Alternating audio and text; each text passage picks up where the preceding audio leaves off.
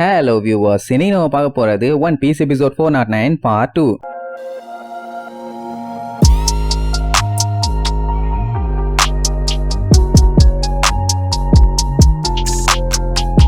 Open பண்ணா போன பாட்டுல நம்மால கத்தனதுக்காக சுத்தி பார்த்துட்டு இருந்த லேடிஸ் எல்லாத்தையுமே காண்டாக்கி அவங்க எல்லாம் அம்பூருக்கு ரெடியா நின்னாங்கல்ல. அவனும் எவ்வளவோ பேசி பார்த்துட்டான். ஐயோ நான் வேணும்னே பேசலையே, தெரியாம பேசிட்டே மன்னிச்சுக்குங்க எஜமான்னு. ஆனா அவங்க விடுற மாதிரி இல்ல, நீ எங்களை கேவலப்படுத்திட்ட அதனால உன்னை கொல்லாம விட மாட்டோங்கிற மாதிரி சொல்லுவாங்க. அந்த டைம் ஒரு வளர்ந்து கட்டவ இருக்காளே அஃபலான்றா, அவன் நிஜமாவே இவனை கொன்னே ஆகணுமாங்கிற மாதிரி கேப்பா. அவ கொஞ்சம் நல்லவ போல. ஆனா அந்த கிக்கியோங்கிறவ நீ என்ன லூசா, இவன் நம்மள அசிங்கப்படுத்தி இருக்கான். அண்ட் ஸ்னேக் பிரின்சஸ் மட்டும் வந்தாங்கன்னா கண்டிப்பா நேரத்துக்கு இவனோட டெட் பாடி தான் கேட்டிருப்பாங்க. இப்படி ஒருத்தனை கூப்பிட்டு வந்ததுக்காக உன்னையுமே தண்டிப்பாங்கன்னு வேற சொல்லுவா. லூஃபிக்கு என்ன பண்றதுனே தெரியல. அப்படி நம்ம என்ன பண்ணிட்டோம், சட்டையில டிசைன் போட்டுட்டீங்களேன்னு கத்துறது தப்பா, அதுவும் தெரியாம பண்ணிட்டோம்னு சொல்லிட்டோம். அப்பவுமே காலில் இருக்காயிலேன்னு முழிப்பான். இப்ப என்னன்னா அந்த 3 பேரும் சேர்ந்து தானே தூக்கிட்டு வந்தாங்க, நீங்க பண்ண தப்ப இப்ப நாங்க தான் சரி பண்ண போறோம் அப்படிங்கிற மாதிரி கிக்கியோ சொல்லுவா. ஆனா மார்கரெட்டுக்கெல்லாம் அவனை கொல்றதுக்கு மனசே இல்ல. ஏன்னா கஷ்டப்பட்டு ஒருத்தனை காப்பாத்தி கொண்டு வந்திருக்காங்க. இப்படி அவனை கொல்லணும்னா அதுக்கு அப்படியே விட்டுருக்கலாமே. உடனே லூஃபி இருந்துட்டு பேசி பாப்பான், நான் என் ஃப்ரெண்ட்ஸ் எல்லாம் காப்பாத்த போகணும், இந்த மாதிரி எல்லாம் பண்ணாதீங்கன்னு. ஆனா அவங்க இல்ல, நாங்க உன்னைய கொன்னே தீர்வோன்னு அத்தனை அம்பியும் வச்சு அடிப்பாங்க. போய் அடிச்சதுல பெரிய பிளாஸ்ட் ஆன மாதிரி ஆகும். உள்ளுக்குள்ள பார்த்தா ஒரே புகை மண்டலமா இருக்கும். சரி ரைட், அவன் சோழிய முடிச்சாச்சு, இனி எந்த பஞ்சாயத்து இல்லன்னு நினைப்பாங்க.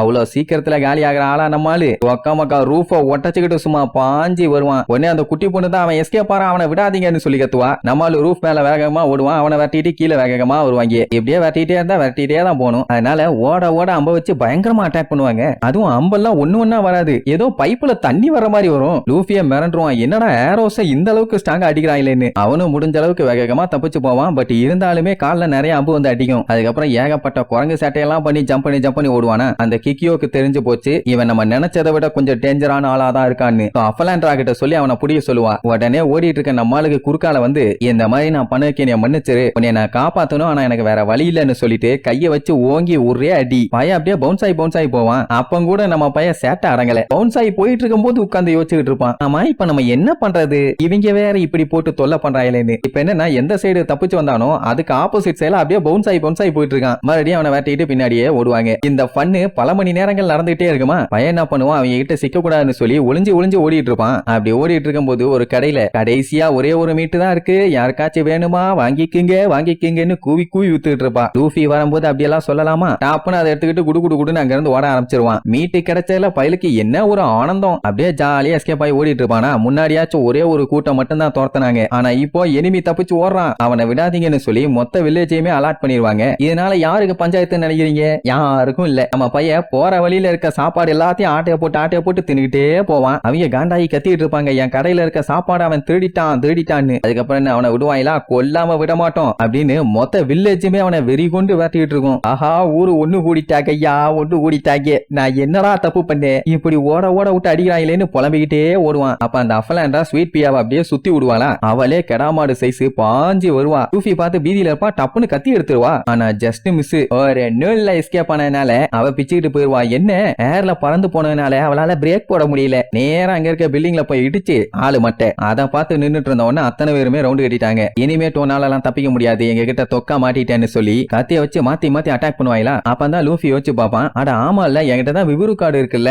அதை யூஸ் பண்ணி நான் ட்ராக் பண்ணி போய்க்கிறேன்னு சொல்லி கார்டு எடுக்கலான்ட்டு போவான். ஆனா அவங்க எடுக்க விடாம இவனை கண்டமே நீங்க அட்டாக் பண்ணுவாங்க. உடனே லூஃபி அங்க இருந்து ஜம்ப் பண்ணி எஸ்கேப் ஆகி அவன் பேண்ட செக் பண்ணி பாப்பான். அந்த விவரு கார்டு அவங்க கிட்ட இல்ல. அப்படின்னா அந்த துணியை சரி பண்ணது யாரு, அந்த மார்கரெட் தானே. அவன் எங்க இருக்கான்னு சொல்லி கூட்டத்துல தேடி பார்த்து கரெக்டா கண்டுபிடிச்சு அவளை அலேக்கா புடிச்சிருவான். இப்ப என்னன்னா அந்த பேப்பரை பத்தி இங்க கேட்க முடியாது, ஏன்னா எல்லாம் வளைச்சு அட்டாக் பண்ணிட்டே இருக்காங்க. வேற எங்கேயாச்சும் கூட்டு போய் தான் கேட்கணும்னு சொல்லி அவளை அலேக்கா அங்க இருந்து தூக்கிட்டு போயிருவான். இங்க மார்கரெட் அவன் தூக்கிட்டான்னு சொல்லி 50 பேரும் செம்மையா காண்டாயிருவாங்க. அப்படி தூக்கிட்டு போனவன் என்ன பண்ணிடுவான், அங்க மலையில இருந்து கீழே குதிச்சிருவான். நம்ம பயலுகெல்லாம் இவ்வளவு ஹைட்ல இருந்து குதிக்கிறது தாவறதெல்லாம் பெரிய விஷயம் இல்ல. ஆனா அவளுக்கு அப்படி இல்ல. ஐயோ என்னைய தள்ளி விட்டுட்டானே, நான் சாக போறேன்னு சொல்லி கதறுவா. ஆனா லூஃபி என்ஜாய் பண்ணிட்டு இருப்பான், ஏன்னா அந்த அளவுக்கு பயங்கரமான ஹைட். அப்படியே குதிச்ச நம்மால என்ன பண்ணிடுவான், பலூனா மாதிரி லேண்ட் ஆவான். இல்லன்னா தெரிச்சிருக்காது. அப்படி லேண்ட் ஆனதுக்கு அப்புறம் என்னமா நீ ஓகேவான்னு கேட்பான். இப்படி மரண பீதியை காமிச்சிட்டு ஓகேவான்னு கேட்டா எப்படி இருக்கும், என் பக்கத்துல வராத நான் வெட்டி வீசிடுவேன்னு சொல்லிட்டு மேல பாப்பா. வேற லெவல்ல ஹைட். இவ்வளவு பெரிய ஹைட்ல இருந்து ஜம்ப் பண்ணிருக்கியே, நீ கண்டிப்பா லூசு பையதான். அவெல்லாம் சாகரக்கே ரெடி ஆயிட்டாலாமா. உயிரோட இருக்கதே பெரிய அதிசயம் தான். இனிமேட்டு என் பக்கத்துல வராத அதை துளைத்து விடு வேணும்பா. லூஃபி இருந்துட்டு ஐயோ நான் உன்னை எதுவுமே பண்ண மாட்டேன், ஒரு கொஸ்டின் கேட்க தான் கூட்டு வந்தேம்மா. அவ இருந்துட்டு நான் கேள்விப்பட்டேன் ஆம்பளைங்க எல்லாருமே வைரஸுங்க,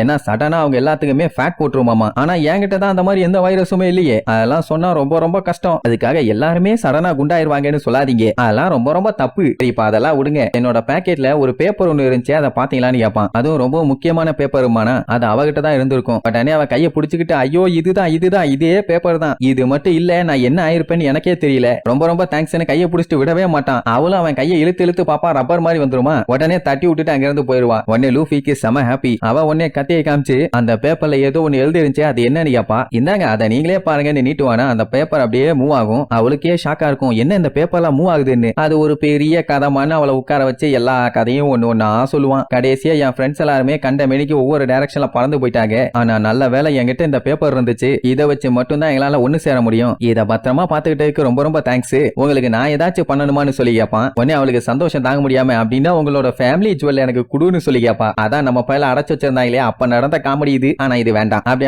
முடியாதுன்னு சொன்ன உடனே அவ பச்சை பச்சையா திட்டுவா. ஏன் இந்த ஆம்பளை எல்லாம் இவ்வளவு கேவலமா இருக்கீங்க, கேட்டா ஒரு விஷயத்த தரமாட்டீங்களா அப்படி இப்படின்னு. ஏமா இதை நீ ரொம்ப ரொம்ப சீரியஸா வேற கேக்குறியா, மொத்தத்துல நீ ரொம்ப மோசம்னு சொல்லுவான். அப்புறம் உன் ஃப்ரெண்ட்ஸ் எல்லாம் யாரு என்னன்னு கேட்டவன நாங்க ஒரு பைரட்டு அப்படின்னு சந்தோஷமா சொல்லுவான். அவ ஷாக்காவான்னு பார்த்தா எங்க லேண்டோட ராணியும் பைரட் தான்பா. நம்மளுக்கு ஷாக்கா இருக்கும், உமன்ஸ் மட்டும் இருக்கிற ஒரு பைரட் குரூப்பா, அந்த அளவுக்கு அவங்க ஸ்ட்ராங்கான்னு கேட்பான். உடனே அவ பயங்கர பில்டப் போட, என்ன நீ லூசு மாதிரி பேசுற, இந்த ஐலாண்ட்ல இருக்க மோஸ்ட் எலைட் வாரியர்ஸ் பைரட் ஷிப்ல மத்த இடத்துக்கு ரைடுக்கு போவாங்க, அவங்க அந்த அளவுக்கு ஸ்ட்ராங் ஆனவங்க. அண்ட் அது மட்டும் இல்லாம இங்க இருக்க எல்லாத்துக்குமே அந்த ஸ்னேக் பிரின்சஸ் தான் ஒரு ரோல் மாடல், அவங்க அப்படி இப்படின்னு கேப் விடாம புகழ்ந்து தள்ளுவா. அண்ட் அது மட்டும் இல்லாம இந்த உலகத்திலேயே அவங்க தான் மோஸ்ட் பியூட்டிஃபுல் உமனாமா, அவங்க தான் த பைரட் எம்பரஸ் போவா ஹான்காக். இந்த லேண்ட பத்திரமா ப்ரொடெக்ட் பண்றது அவங்களும் அவங்களோட 2 சிஸ்டர்ஸுமாமா. இப்படி சொல்லிட்டு இருக்கும் போது தான் கரெக்டா அவங்க கப்பலும் இந்த ஐலாண்ட நோக்கி வந்துகிட்டு இருக்கும். இது ஐலாண்ட்ல இருந்து பார்த்தவங்க எல்லாம் நம்ம பிரின்சஸ் வந்துட்டாங்கன்னு சொல்லி மணி எல்லாம் அடிச்சு அனௌன்ஸ் பண்ணுவாங்க. இங்க கிக்கியோக்கு ஷாக் ஆயிரும், ஏன்னா அவங்க வரதுக்குள்ள லூஃபியோட பஞ்சாயத்தை முடிச்சலாம் நினைச்சாங்க, ஆனா அதுக்குள்ள அவங்க வந்துட்டாங்களே. இப்ப அவன் காட்டுக்குள்ள குச்சி எஸ்கேப் ஆயிட்டான்ல, என்ன இருந்தாலும் அவனை விடக்கூடாது, எப்படியாச்சும் நம்ம அவனை கொன்னு மார்கரெட்டை காப்பாத்தியே ஆகணும், ஏன்னா நம்ம ஸ்னேக் பிரின்சஸ் வந்துட்டாங்க, சீக்கிரமா வேலைய பாருங்கன்னு சொல்லி கிக்கியோ காட்டுத்தனமா கத்திட்டு இருப்பா. அந்த டைம் ஸ்னேக் பிரின்சஸோட கப்பல் மாசா அந்த ஐலாண்ட நோக்கி வர்றதோட